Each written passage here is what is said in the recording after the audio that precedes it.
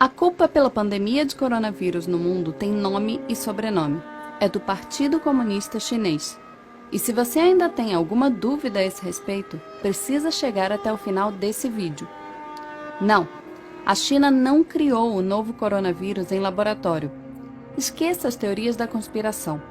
O novo coronavírus é uma tragédia anunciada.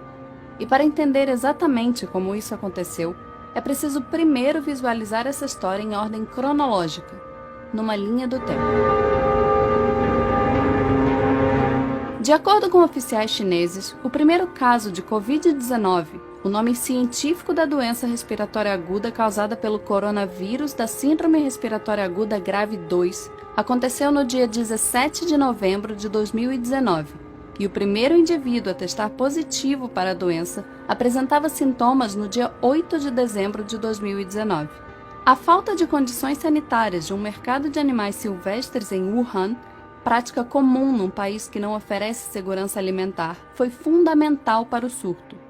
Só depois do novo coronavírus dar as caras, tardiamente, o próprio governo chinês prometeu acabar com a prática. A contaminação era previsível.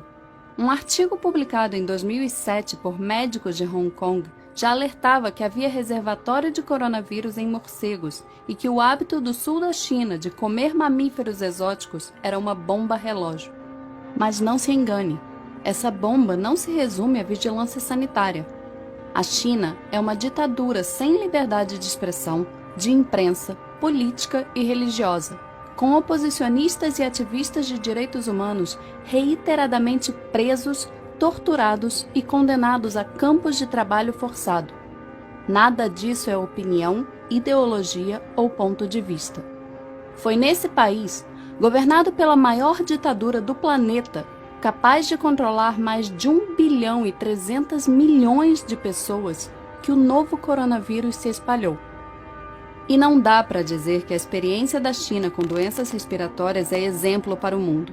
Há míseros 18 anos, as informações sobre um outro coronavírus, a SARS, já haviam sido reprimidas pelo governo chinês, condenando centenas de pessoas à morte. Tardiamente, o próprio Partido Comunista admitiu os erros e demitiu o ministro da Saúde e o prefeito de Pequim. Disse que a história serviu como lição. Não serviu. Mas não é difícil entender por que esse cenário acontece. Como a principal preocupação de uma ditadura é com a estabilidade do regime político, com a manutenção do poder de seus principais figurões e não com o bem-estar da população, sem enfrentar grandes resistências, líderes autoritários têm incentivos para negligenciar problemas que afetam sua imagem. Foi exatamente isso que aconteceu na China com o novo coronavírus. No dia 30 de dezembro de 2019, quando a Covid-19 adoeceu 7 pacientes em um hospital de Wuhan e um médico, Li Wenliang, tentou avisar outros médicos do problema, a polícia chinesa o obrigou a assinar uma declaração de que seu aviso constituía, abre aspas, comportamento ilegal. Li Wenliang e outros 7 médicos de Wuhan foram obrigados a assinar um documento admitindo, abre aspas, espalhar mentiras. Foi negligência a céu aberto. Entre o início de dezembro e meados de janeiro, o Partido Comunista Chinês minimizou o surto a um mero problema local, limitado a um pequeno número de clientes de um mercado de Wuhan, restrito a alguns poucos pacientes. Qualquer que fosse a causa da doença, não era nada parecido com SARS. O problema é que tinha tudo a ver com SARS. No dia 26 de dezembro de 2019, um técnico de um laboratório contratado por hospitais de Wuhan disse que sua empresa recebeu amostras de pacientes da cidade e chegou a uma conclusão impressionante.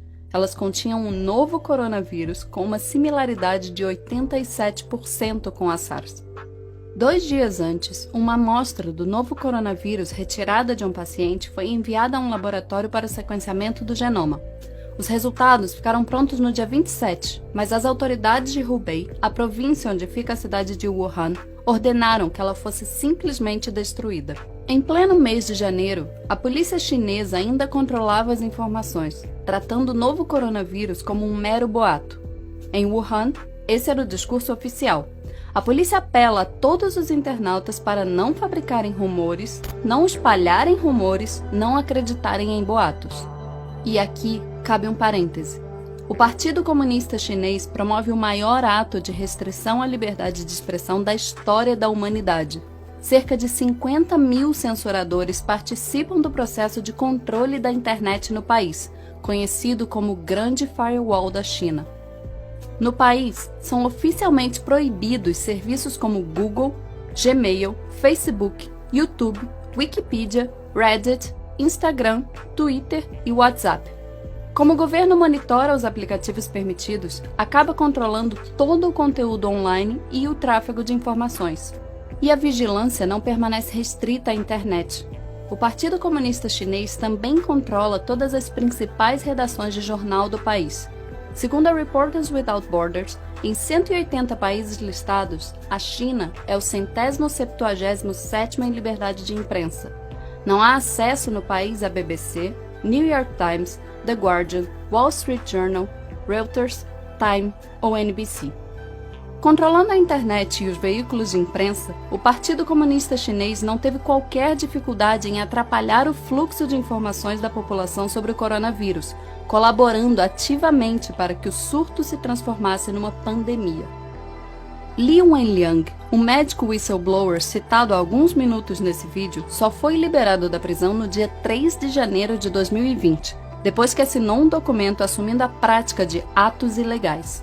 Li contou à CNN que sua família se preocuparia se ele perdesse a liberdade. Como consequência da exposição ao vírus, isolado no trato de seus pacientes, Li acabou contraindo o novo coronavírus e falecendo aos 34 anos. Outro médico, Wang Wangbao, admitiu mais tarde que a especulação sobre um vírus semelhante a SARS era forte nos círculos médicos no início de janeiro desse ano, mas que as detenções dissuadiram muitos, inclusive ele próprio, de falar abertamente a respeito. E a comunidade médica não foi a única classe acossada pelo Partido Comunista. A imprensa independente, escassa no país, também sofreu represálias. Em fevereiro, 2 jornalistas chineses, Fang Bin e Shen Qiuxi, desapareceram depois de trabalharem na cobertura do coronavírus em Wuhan e denunciarem as supressões de informações e as ameaças do governo. Qiuxi entrou no topo da lista da One Free Press Coalition. A China só declarou emergência no longínquo dia 20 de janeiro. Quando Wuhan foi isolada 3 dias depois, já era tarde. O vírus estava sendo espalhado por todo o país, levado pelos 400 milhões de chineses que se preparavam para viajar para comemorar o Ano Novo Lunar, pronto para alcançar os 4 cantos do planeta. Durante quase 2 meses, enquanto o vírus se alastrava, o Partido Comunista Chinês aprisionou e intimidou médicos e jornalistas, controlou o fluxo de informação, minimizou os riscos do surto, não ampliou leitos de UTI, nem combateu mercados silvestres. Xi Jinping, o presidente da China, secretário-geral do Partido Comunista Chinês, comentou publicamente pela primeira vez sobre o novo coronavírus apenas no dia 20 de janeiro, mas já no dia 7, quase 2 semanas antes, durante uma reunião do partido, ele admitiu num discurso interno conhecimento do, abre aspas, novo coronavírus. Nesses 13 dias, enquanto negava o surto, o Partido Comunista Chinês organizou 2 grandes reuniões em Hubei e reuniu mais de 40 mil famílias num banquete em massa em Wuhan, na tentativa de bater um recorde mundial. Xi Jinping poderia ter evitado a pandemia. Apenas no dia 4 de fevereiro, assim como no episódio com a SARS em 2002, o Partido Comunista admitiu suas falhas, deficiências e dificuldades na resposta à epidemia e prometeu, abre aspas, melhorar nossas habilidades em lidar com tarefas urgentes e perigosas. Mas mesmo 2 meses depois do surto começar, depois da Organização Mundial de Saúde pedir repetidamente às autoridades chinesas dados sobre as condições clínicas dos médicos e enfermeiros de Wuhan, o governo chinês ainda tinha dificuldade em ser transparente com a comunidade internacional. Repetindo as trapalhadas do Politburo soviético no acidente nuclear de Chernobyl em 1986, o Partido Comunista Chinês é indiscutivelmente o grande responsável por negligenciar um surto em tão local, reiteradamente ignorado pelas autoridades, transformando o novo coronavírus numa pandemia global. Reprisando os erros da SARS em 2002, a ditadura chinesa deixou o mundo novamente à mercê de seus caprichos, pagando por suas irresponsabilidades, sem nenhuma garantia de que tenha condições de combater exemplarmente novos surtos nos próximos anos, capazes de dizimar populações inteiras.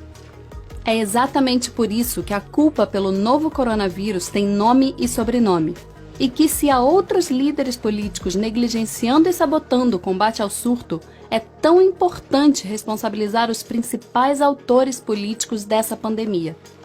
Ela nasceu no coração do Partido Comunista Chinês. Inúmeras pessoas inocentes morrerão nas próximas semanas graças à ineficiência de uma ditadura. Outras tantas podem sucumbir nas próximas décadas, repetindo os estragos gerados pela SARS e o novo coronavírus, caso a humanidade continue cruzando os braços com os descasos da maior ditadura do planeta. A história será implacável.